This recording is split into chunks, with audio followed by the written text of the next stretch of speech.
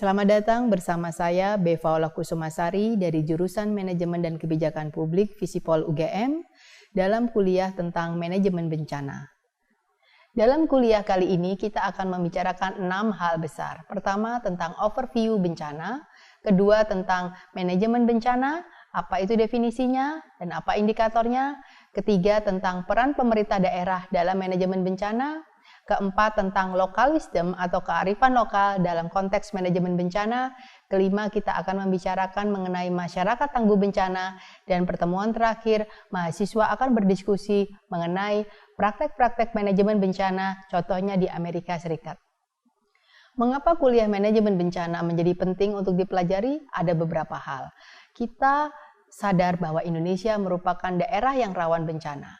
Dan kita harus memiliki kemampuan atau pengertian atau informasi, pengetahuan mengenai bencana itu sendiri. Ketika kita memahami tentang bencana dan ketika kita mengerti bagaimana melakukan manajemen yang baik, kita secara tidak langsung telah mampu meminimalisir jatuhnya korban di kemudian hari.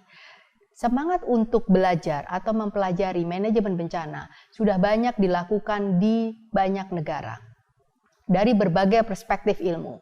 Membicarakan tentang manajemen bencana dari perspektif manajemen dan kebijakan publik merupakan hal yang baru, karena di sana kita belajar tentang bagaimana kebijakan di Indonesia, bagaimana kebijakan untuk mengelola bencana, dan bagaimana cara memanajemennya. Semua itu ada dalam 6 kuliah kita berikutnya.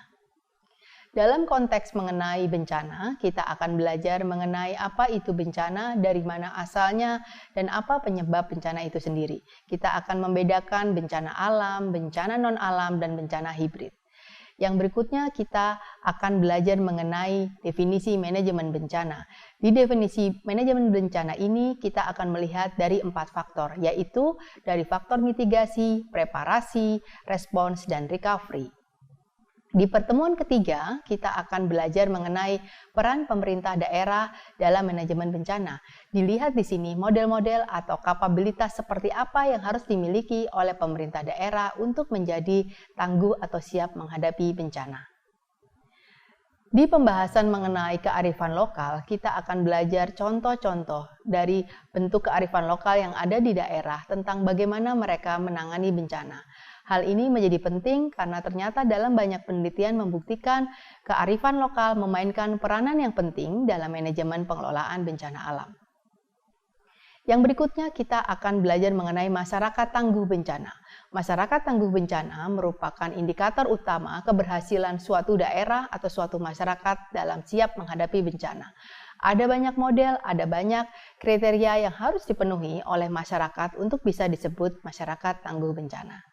Demikian pengantar dari 6 pertemuan yang akan dibicarakan dalam kuliah kita selanjutnya, dan selamat mengikuti.